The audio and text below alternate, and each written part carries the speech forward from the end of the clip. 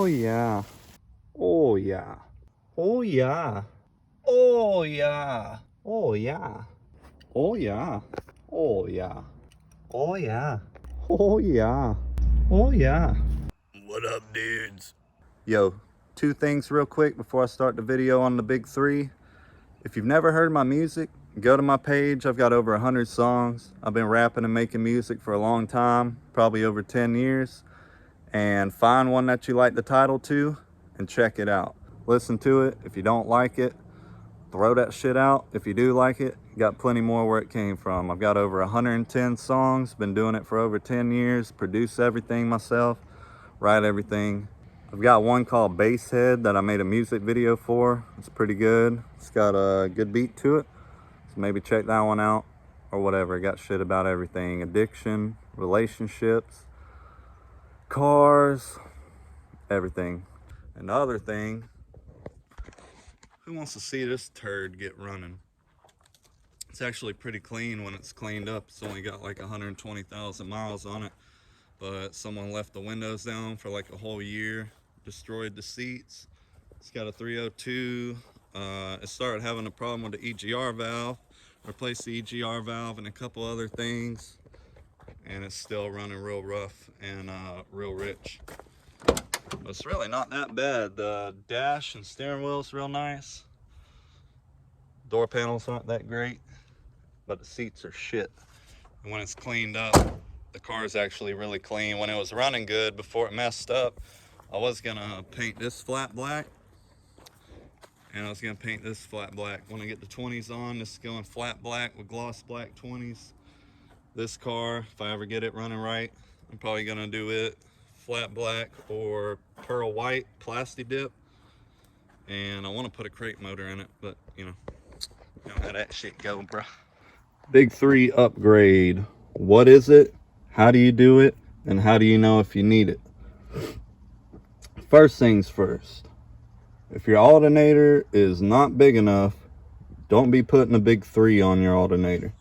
If your alternator's already too small, you got a 90 amp, 110 amp, and you're trying to push a 2000 watt amp on that 90 amp alternator, yeah, and your voltage is already dropping down into 10 volts and your lights are dimming, your car is almost shutting off, don't put a big three upgrade on there. Because what the big three is going to do is going to make this thing more efficient, and it's going to pull more power from the alternator. So if your alternator is already being maxed out and it's too small, you're just going to pull more power off of it and burn your shit up. All right, big three. What it is upgrading all your wires. Your power wire, going to be your ground, your alternator ground, your battery ground, your engine ground. It's actually 4 wires is what you should do. I've got like 5 or 6 done. All right, first thing, you want to get your positive wire to the post. You're going to leave your stock one and add a 0 gauge. That way you're keeping your stock one, so it's, you know, more than doubling it, probably 5 times more wire than it was. So you're going to run this to the positive on your battery, to the post on here. In my case, I got to run it to this box. I think it's a fuse panel, because when I try to run this straight to the battery, it totally bypasses this and gets no power for some reason to the fuses, and the car won't run. I'm not sure why it does that. Don't mind this mess of shit here. I've got my battery out right now. I got a battery in the back, and that's looped around straight to the battery in the back. Not a great idea, but I had to take the battery out for my old lady to get to work a couple days ago. So just pretend there's a battery here. And all right, so this is coming from your positive to the battery. You're gonna upgrade your negative from your battery. I ran one to the frame, and I've got one to the engine block. I've got a ground running from the casing on the alternator to the battery, which also goes to the frame.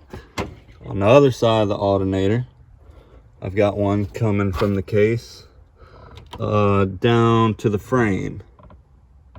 So I got one going to the battery, one going to the frame, And then I've upgraded my grounds from the engine block to the frame. So what that does is the whole loop, you're not just adding a bigger power wire and having a choke down ground. The whole system, the whole loop is upgraded. So positive to the positive on the battery, a negative going to the body, to the frame, to the engine, and then upgrading the engine to the frame, so the whole circuit's good. That's basically how you want to do a big 3. If you don't want to do everything yourself, you can buy a kit. You can probably get it with the big 4, and you literally just bolt it on if you get it for your vehicle. If you're running anything over 1500 watts, what I would do is go ahead and get you a high output alternator. I've got a 240, and then upgrade everything. And after that, you're pretty much good to go. You really don't even need a second battery if you've got a big enough alternator and all your wiring good.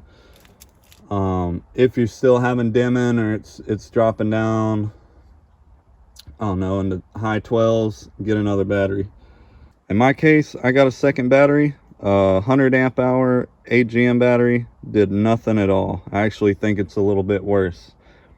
I think it's taking the batteries too long to charge, and it's starting to drain the batteries, where with one battery, it's going from the alternator through the battery to the amp, and it's not trying to charge 2 batteries, because I'm trying to pull 3,500 watts off of a 240 amp alternator. So the alternator is already too small. It'll go all the way to the low 11s if I go full tilt. But all right, guys, I just wanted to let y'all know how to do the big 3 or the big 4 to get y'all a bigger alternator. Don't do what I'm doing and running one that's too small, even though it's an aftermarket one.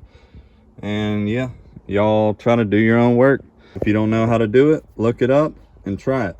If you don't have the money to go get it done, get your ass up under the hood and get her done. Here's my second battery. It's a 100 amp hour AGM. All the wires are ran through the floor. All the grounds are to the frame under the car. And the positive runs under the frame. It's actually zip tied to the frame. It goes over the axle, down the frame, and comes up into the engine bay. Alright dudes, that's it for today's video. If you like the content, please subscribe to the channel. Leave comments, I'll comment back if you got any questions. And peace. I appreciate it. Later.